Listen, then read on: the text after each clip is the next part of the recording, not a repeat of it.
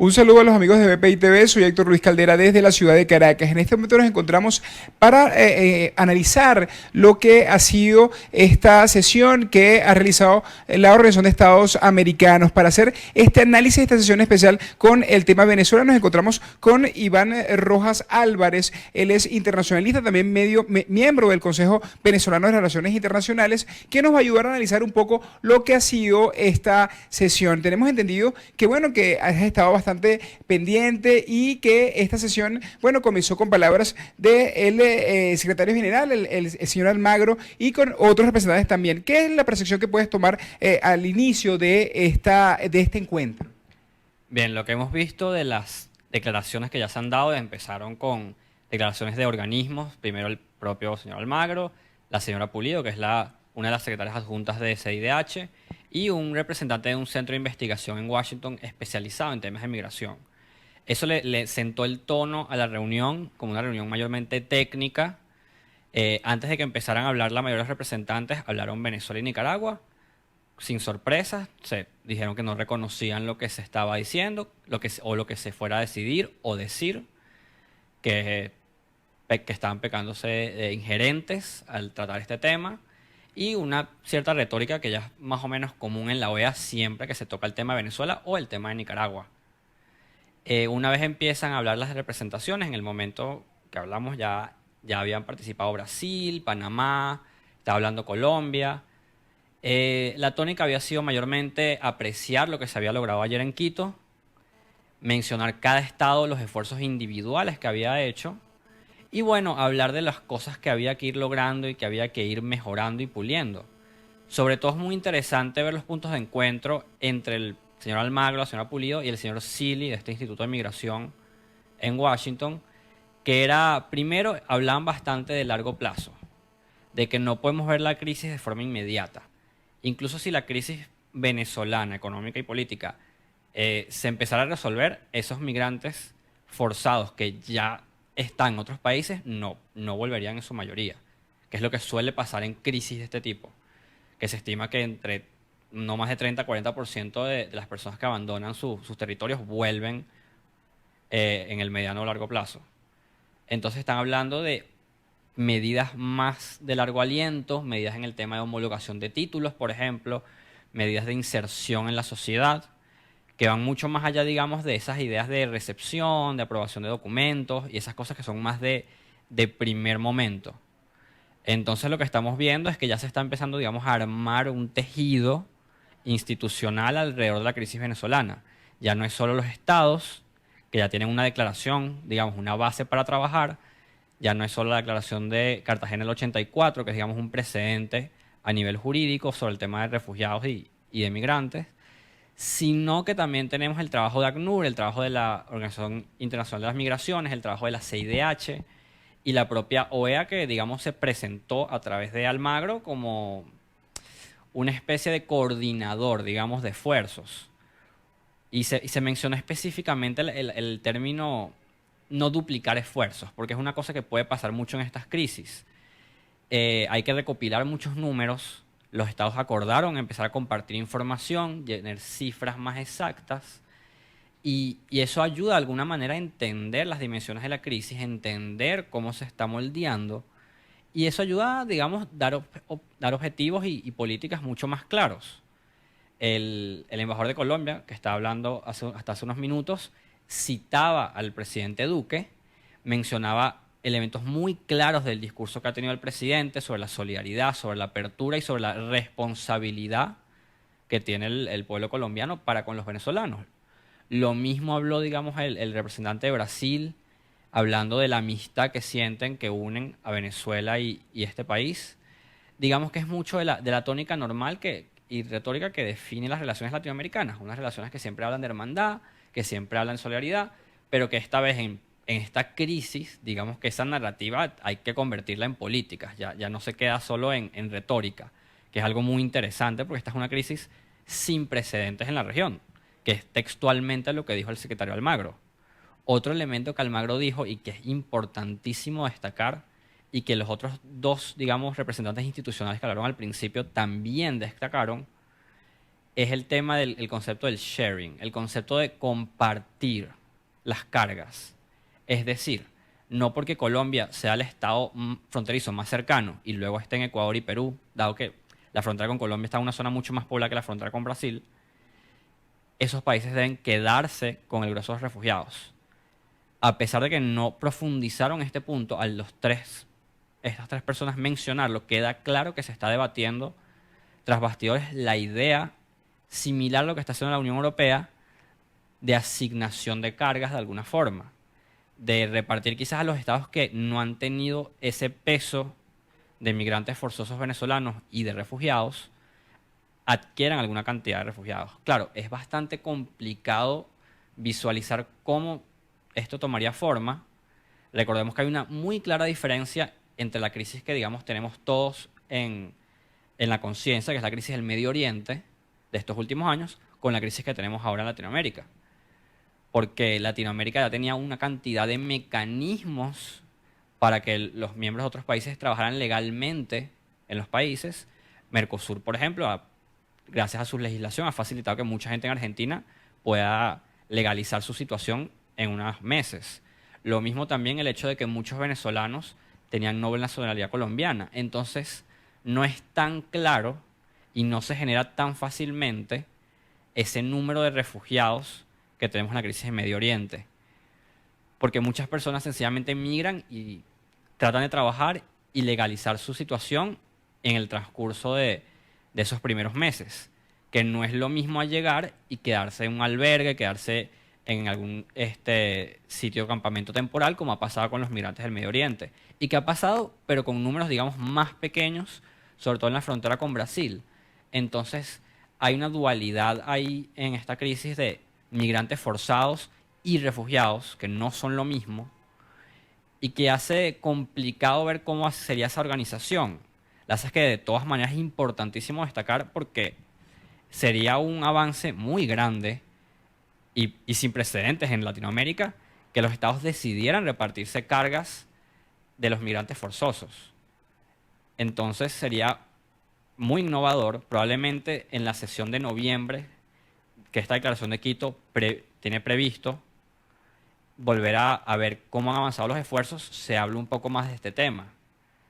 Habría que ver cómo estarían de acuerdo o no los estados que, digamos, no han recibido esa carga de venezolanos y cuánta presión podrían poner los que sí la han tenido. O sea, tenemos por un lado Brasil, Colombia, Perú, Ecuador, incluso Chile y Argentina, que tienen una gran cantidad de venezolanos, pero entre los firmantes de esa declaración de Quito también, por ejemplo, está Paraguay, que no ha recibido mayor influjo de venezolanos. Entonces estamos, digamos, entre aguas no exploradas en el manejo de crisis a nivel regional. Y vemos que en el caso de la Unión Europea, que tiene una legislación mucho más robusta, tiene un modelo mucho más claro de gobernanza continental, no ha sido fácil responder a eso. Y muchos estados han estado, y gobiernos han estado en contra de la recepción de esos refugiados. Entonces hay que ver, salvando las distancias culturales e idiomáticas que hacen, digamos, en teoría más sencillo el proceso aquí de lo que ha sido allá, ver cómo se desenvolvería ese proceso de debate, ese proceso de organización, ese proceso de traslado incluso. Conservar las distancias en Latinoamérica son mucho más grandes. Hemos visto esfuerzos a pequeña escala dentro de los países. Por ejemplo, Brasil, con ayuda de la Organización Internacional de las Migraciones, desde principios de este año ha estado logrando reubicar a personas venezolanas que estaban en la región fronteriza de Roraima a otras ciudades más en el interior del país, para, digamos, ayudar a ese proceso de reinserción. Pero ¿tiene la capacidad la región logísticamente para hacer eso a gran escala? Es otra pregunta que habría que responder. No es claro. Esperemos que sí la tengan. Como digo, no es un reto que ya se haya tomado anteriormente. Recordemos que Latinoamérica se ha unido en momentos de crisis, pero sobre todo crisis políticas, de violencia, crisis internas, como pasó en Centroamérica, y toda la labor del famoso grupo de Contadora. O se ha unido para, digamos, rechazar interrupciones en el hilo democrático, como pasó con Honduras o pasó con Paraguay. Pero es diferente, digamos, unir discursos, unir posturas, que realmente desde el punto de vista de las políticas públicas, hacer modificaciones en la legislación interna de los estados y llevar a cabo acciones para trabajar, digamos, un tema humano. O sea, los mismos representantes que estaban hablando y están hablando en este momento en la OEA hablan de temas muy reales, temas educativos, sanitarios, temas de, digamos, integración cultural, lucha contra la xenofobia. Todos estos temas son temas muy importantes. Quisiera también preguntar, porque también hacías énfasis en lo que era la participación de Venezuela y Nicaragua en esta discusión. Entendemos que siempre la narrativa del gobierno ha estado orientada a lo que ha sido negar lo que ha sido lo que es una migración. También ellos hablan o han hablado de una intervención, que estos escenarios son propicios para una posible intervención. ¿Sigue esta narrativa? ¿Es un tema de discusión real dentro de estos organismos? Porque como indicas, que más bien ha sido algo más técnico, quizás buscando soluciones más dentro de la región. ¿Crees que realmente estas amenazas que hace ver el gobierno en su narrativa son reales? No realmente. Vemos la postura del presidente Duque, que muchos antes de la elección pensaban que iba a tener una postura mucho más radical, y hace poco declaró que la solución de Venezuela era democrática. Y tanto el representante de Colombia como el representante de Brasil declararon que, bueno, mientras no se resuelva la crisis interna de Venezuela, la crisis migratoria va a seguir desarrollándose. Entonces, claramente en esta reunión, aunque el tema central no es resolver la crisis interna de Venezuela, claramente es el contexto con el que se está trabajando. Y la representante de Perú, por ejemplo, hizo una declaración bastante clara y bastante abierta diciendo que aunque se ha ofrecido ayuda humanitaria y se ha pedido repetidas veces a Venezuela que abra un canal humanitario para poder ayudar a las personas adentro del país, el gobierno ha seguido negándose. Y ella misma dice cuál es la narrativa del gobierno. La narrativa del gobierno ha sido que abrir un canal humanitario es facilitar una invasión militar extranjera, lo cual, sinceramente, por lo menos entre los gobiernos de Latinoamérica, no está en las cartas, o parece no estarlo de ninguna manera en este momento. Pero esa ha sido, digamos, la retórica que ha tenido tanto Venezuela como sus aliados, que al menos a nivel latinoamericano se han ido reduciendo sensiblemente, considerando que Ecuador, que hasta hace poco era uno de los aliados más cercanos, fue la sede de esta declaración, y esta declaración es la Declaración de Quito. Eso nos muestra cuánto ha evolucionado la situación en los últimos 2 años o incluso en el último año. Entonces el elemento político sigue estando ahí, pero siento que los gobiernos están tratando de verlo como dos frentes. Por más que se quiera recuperar la democracia en Venezuela, como dicen los representantes ante la OEA, y como más que se quiera presionar para mejores condiciones y presionar por elecciones libres, que ha sido el discurso de la OEA, en el seno de la OEA y en el seno de los representantes del Grupo de Lima, desde hace bastante tiempo, entienden que no importa que se resolviera esa crisis, la crisis migratoria sigue avanzando. Y digamos a nivel de, no solo de la OEA y nivel hemisférico, sino a nivel de Naciones Unidas, en este tipo de crisis se suele trabajar, digamos, con urgencia siempre. Se suele trabajar con la idea de que cada día cuenta, que la situación en el terreno sigue evolucionando. El propio señor Silly del Instituto de Migración dijo algo muy claro, dijo: esperen que lleguen más refugiados y más migrantes forzados. Es decir, no se puede, y ellos como gobiernos no pueden presumir desde el punto de vista de las políticas públicas que la situación se va a solucionar en un corto plazo. No pueden. No es una cuestión de ser pesimista, es sencillamente que desde el punto de vista de la planificación no se puede contar con que la crisis va a mejorar. O sea, se está viendo desde un punto de vista más técnico en los gobiernos del hemisferio americano, debido a que puede incidir directamente en la creación de sus políticas públicas. Estamos en medio, me imagino, de discusión de presupuestos dentro de los estados para el año que viene, y como indicas, de planificación para los próximos años. Entonces, lo que visualizas podría ser eso: inclusión del tema de Venezuela en todas estas políticas públicas de planificación en cada uno de estos países suramericanos. Exacto. Usualmente tendemos a ver, y quizás erróneamente, los asuntos de política exterior como asuntos un poco elevados, fuera del día a día, pero aquí vemos que un asunto que empezó siendo netamente de política exterior, es decir, los representantes de los estados discutiendo una crisis en Venezuela, pasó a convertirse en un tema que afecta el día a día de muchos de estos países. Un ejemplo muy muy, muy importante que ponía el representante de Colombia era que han llegado a la frontera personas con enfermedades que están mayormente erradicadas en Colombia y que hasta hace poco también estaban erradicadas en Venezuela o por lo menos bajo control. Entonces también tienes un riesgo desde el punto de vista epidemiológico de traer a los pueblos fronterizos patógenos que no se supone deberían estar circulando en esas poblaciones o para los que debería haber inmunización. Porque no es solo un problema de que habitantes colombianos se infecten, sino que tienes una población en la frontera, sobre todo no tanto los migrantes forzados, sino los refugiados, que son los que van a estar ahí y los que están en una situación, digamos, más difícil, están en contacto unos con otros. Eso siempre, y lo hemos visto en los campamentos de refugiados que hay en Europa y en Medio Oriente de personas desplazadas por las guerras, de que se convierten en incubadoras de enfermedades. Y eso, digamos, es un problema muy grave, es un problema de salud pública para cualquier estado, sobre todo Colombia, que es el que recibe más personas y el que está más cerca de Venezuela. Entonces, por supuesto, los gobiernos van a empezar a tratar el tema en sus parlamentos, por supuesto va a empezar a tomar espacio en las decisiones, en las reuniones de gabinete.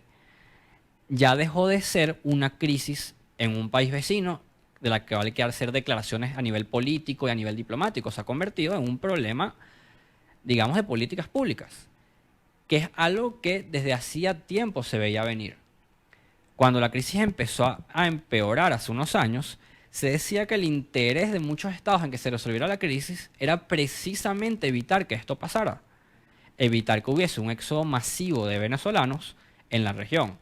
Y claramente, esos peores temores que tenían muchos representantes en años anteriores se cumplieron. Entonces ahora digamos que tienen que ponerle el pecho a la situación, tienen que empezar a pedir ayuda, que es otro punto muy importante de estas reuniones, que está escrito en la Declaración de Quito y probablemente también se mencione bastante en lo que queda esta reunión en la OEA, que es empezar a trabajar con los organismos extrarregionales y con estados que estén dispuestos a donar para levantar recursos a favor de las políticas en pro de los venezolanos en otros países.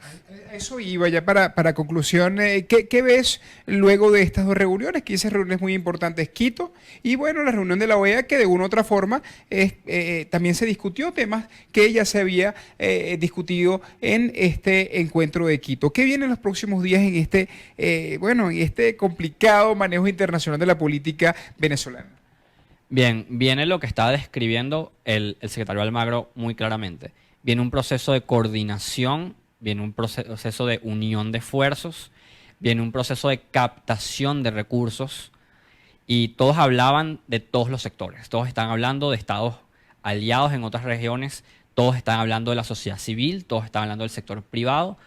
Digamos, en estas situaciones, estas crisis humanitarias, es una unión de todos los sectores de la sociedad, solo que en vez de a escala nacional como nosotros los entendemos, a escala global. ACNUR ya está captando fondos y puede recibir donaciones y ha calculado que para este año necesita alrededor de 50 millones de dólares para trabajar la crisis venezolana, pero ACNUR es solo un actor. La Organización Internacional de las Migraciones también está trabajando. Las comunidades locales también están reuniendo fondos a un nivel más micro. La Iglesia Católica también está haciendo un trabajo de recepción de personas. Y bueno, es probable que en los próximos meses veamos más reuniones, quizás no todas reuniones multilaterales, quizás algunas reuniones bilaterales, o quizás, por ejemplo, el presidente Trump va a ir a Colombia en diciembre. Es probable que el presidente Duque le plantee, como probablemente ya le ha planteado en privado, el tema de que Estados Unidos envíe más ayuda a Colombia, a Perú, a Ecuador, a Brasil, para atender esta situación. Porque a pesar de que es una crisis grande, digamos, la capacidad de la comunidad internacional para captar recursos no es tampoco despreciable, considerando que la crisis no se ha salido de las manos como se salió sobre todo la crisis en Medio Oriente, donde la cantidad de recursos necesarios ha sido muy, muy grande. En cambio, aquí, digamos, estamos a tiempo de atajar la crisis, de reunir fondos, de unir esfuerzos, de generar un tejido institucional y político que pueda hacer una red, bueno, para que los venezolanos que han salido del país forzosamente puedan tener una ayuda, puedan tener colaboración puedan tener, digamos, la certeza de que no van a estar a la deriva en, digamos, en países extraños, en países ajenos, que por más que sean países vecinos y países hermanos, generan un choque y todas esas cosas necesitan la colaboración del sistema internacional y eso es lo que ya estamos viendo.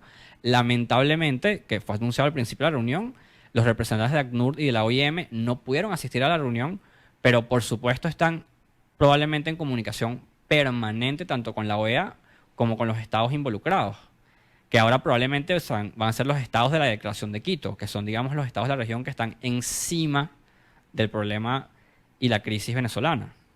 Muchísimas gracias, Iván. Estuvimos hablando con el internacionalista Iván Rojas Álvarez, que en el día de hoy nos ha compartido lo que es su análisis y su visión acerca de este encuentro de la Organización de Estados Americanos. También podemos agregar que, según su análisis, esta reunión ha sido una reunión bastante técnica, donde en resumen se ha tratado de discutir políticas, sobre todo para toda esa migración venezolana que ha salido del país. Ellos estiman que únicamente un 30 o 40% podría venir a Venezuela si la población o si en Venezuela mejora la situación, pero hay un resto que va a quedar en otros países y que se debe pensar qué va a ocurrir con estos venezolanos. Es parte de la información que podemos aportar hasta esta hora de la ciudad de Caracas, que les reportó para BPI TV Héctor Luis Caldera.